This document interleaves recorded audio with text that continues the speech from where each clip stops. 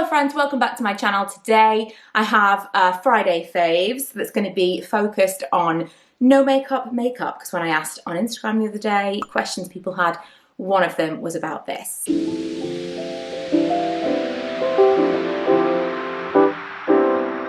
The first one I want to talk about, I don't know if I've mentioned in another favourites, but I know I've mentioned this in videos here and there and on Instagram because I've had some questions about it.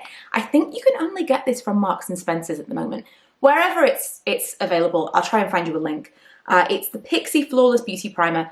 No one's talking about this and I can't understand it. It is Hydrating Radiance Primer. It's got kind of a beige tone to it. And maybe this is why, because I don't know if it comes in different colours, but it definitely, for me, this is kind of like a skin-coloured primer, but it's got a radiance to it. That's way too much product. So you can see it gives an instant sheen. It's really beautiful, but it's not glittery at all. It's like an ambient lighting powder from Hourglass, but in a liquid form. That's what I would describe this as. Since this is a foundation-free look, I wanted to recommend two different concealers, two very different uses, but I use them in exactly the same way. The L'Oreal one is a lightweight, I would say more of an illuminator, it kind of brightens.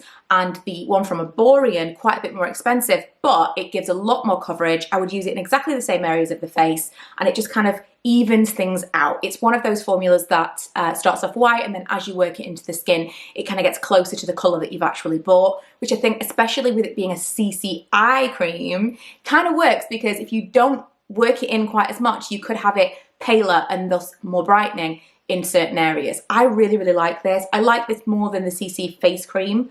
And I would say they kind of fall into kind of the same category for me, but it's all about how much coverage I want on the day. This Pixi Eye Lift Max, I actually decluttered at the beginning of the year. I put this in a basket. The basket lived outside my room for about 6 weeks. Ella picked through it all and then I gave the rest of it to my friend. But before I did, I had watched a ton of videos where people talked about this and they just totally sold it to me. And it just happened to be decluttered and it was able to be returned to me. So I've been using it quite a lot. Ella took one of them. I've got the colour Chiffon.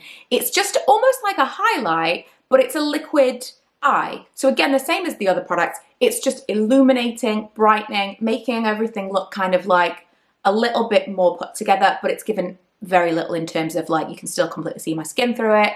And it's just a wash of brightness. I already talked about this quite recently, the Hollywood Contour Wand from Charlotte Tilbury. I've got this in fair medium and I really like the tone. It's not too orange. It's definitely a bronzer for me. It's not what I would call a contour because it's definitely, I think all of Charlotte Tilbury's products kind of err on the side of too warm in my experience, but this isn't too bad.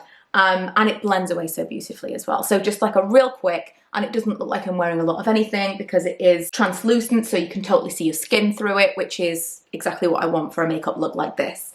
Okay, eyes. I've got the Sephora Retractable Brow Pencil. The shade I've got is Nutmeg, which again, pulls a little bit warm, but I've got some like kind of warmer tones in my hair these days, so that's fine. I really like the softness of it. It's really easy to work with. It's kind of up there with my, the NYX one that I like. I like one, what else? It was MAC twist up pencil that I used when my hair was like white blonde called Fling that I absolutely loved. Very, very similar, but I'd say this is a little bit more creamy than those. They were maybe a little drier. Mascara, someone mentioned this mascara recently. I've been using it for a little while. They did send it to me at the end of next year.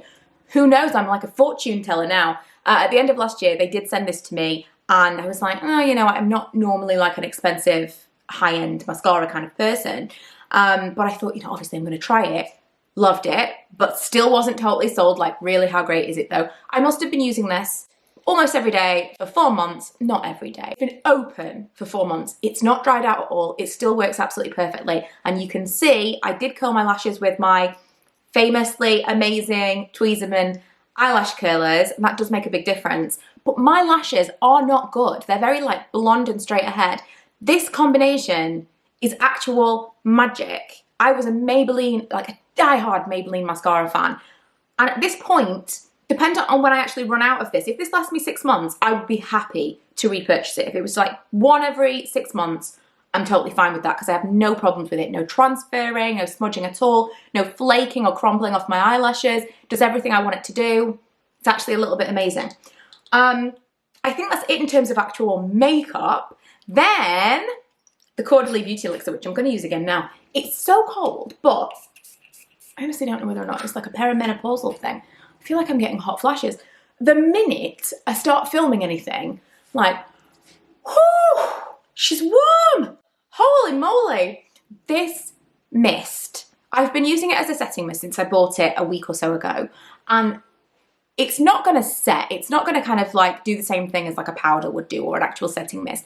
But I definitely think that it helps with oil control. And so if you are not wearing a lot of makeup, like I'm not wearing today, I just feel like I missed a part of my face. The smell is amazing. So nostalgic and like spa-like and just, oh, it's just like calm yourself down in a bottle, truthfully. You can also get littler bottles than this if you want to test it out.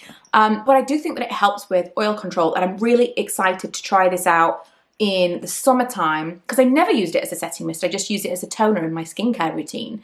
And now, I will let you know, but I'm really enjoying it at the moment. So I used that to set, to finish.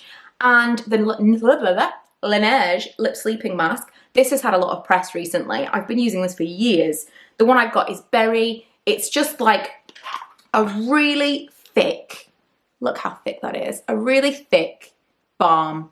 And apparently people have been using it as a gloss, which was never a thing. It was very much like everyone talked about it as the most amazing way to hydrate your lips overnight. Now they've brought out all these different colours and it's like had a bit of a resurgence, so I wanted to mention it because I'm still using it. I've been using it kind of off and on, but it is a really, really nice overnight hydrator, but also, yes, as a gloss. Totally works.